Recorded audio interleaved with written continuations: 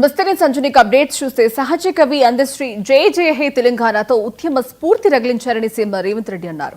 ఆయన పాట లేకుండా తెలంగాణ సాకారం కాలేదని అందశ్రీ సంస్మరణ సభలో చెప్పారు. బడికి వెళ్లని కవి ప్రతి బడిలో విద్యార్థులకు పాడుకునే జై జయ హేను సమాజానికి అందించారని పేర్కొన్నారు. స్ఫూర్తిని నింపిన కవుల గానాలను వినిపించకుండా కుట్ర చేశారన్నారు. పెన్నే కదా అని మన్ను కప్పితే గన్నులై మొలకెత్తాయని చెప్పారు.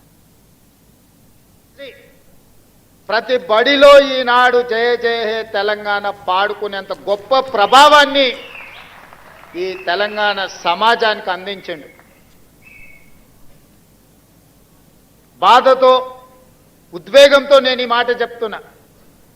వచ్చిన తెలంగాణ రాష్ట్రంలో స్ఫూర్తిని నింపి తెలంగాణ రాష్ట్రాన్ని సాధించిన జయ జయ హే తెలంగాణకు అధికారిక హోదా లభిస్తుంది అని ఈ వేదిక మీద ఉన్నోళ్లే కాదు 4 కోట్ల తెలంగాణ ప్రజలు ఆకాంక్షించారు. జరిగిన ఉద్యమంలో అత్యంత కీలక పాత్ర. ఏ వేదిక కట్టినా ఏ ధూమ్ధాము పాడినా అందశ్రీ పాట లేకుండా అందశ్రీ లేకుండా తెలంగాణ ఉద్యమం జరగలేదు. ఏ వేదిక మీదైనా ఏ పెదాల మీదైనా జయ జయ తెలంగాణ నానకుంటా తెలంగాణ ఉద్యమం తెలంగాణ రాష్ట్ర సాధన సాకారం కాలేదు.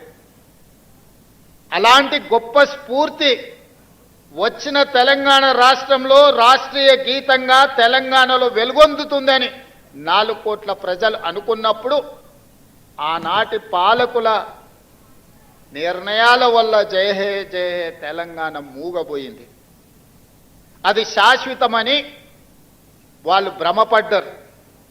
ఎందుకంటే ఈ గీతం తెలంగాణ గుండెల్లో ప్రతిధ్వనించినంత కాలం తెలంగాణ ఉద్యమం ఎవరు చేసిండ్రా అంటే ఓ గద్దరన్న చేసిండు, ఓ అందశ్రీ చేసిండు, ఓ గోరె టెంకన్న చేసిండనే, ఓ జయరాజ్ చేసిండనే చర్చ వస్తుంది. కాబట్టి ఈ స్ఫూర్తి నింపిన కవుల యొక్క కవితా గానాలను ఈ తెలంగాణలో వినిపించకుండా చెయ్యాలని ఆనాటి పాలకులు కుట్ర చేసిండ్రు.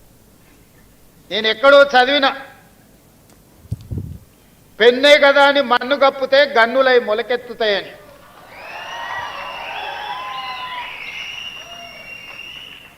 కవి రాసే పెన్నుల మీద మన్ను కప్పితే అవి గన్నులై మొలకెత్తుతాయి, మీ గడీలను కుప్ప కూలుస్తాయన్న నినాదాన్ని నిజాన్ని చేసిండు అందశ్రీ. చంద్రబాబు ఆలోచనలన్నీ ప్రైవేటీకరణ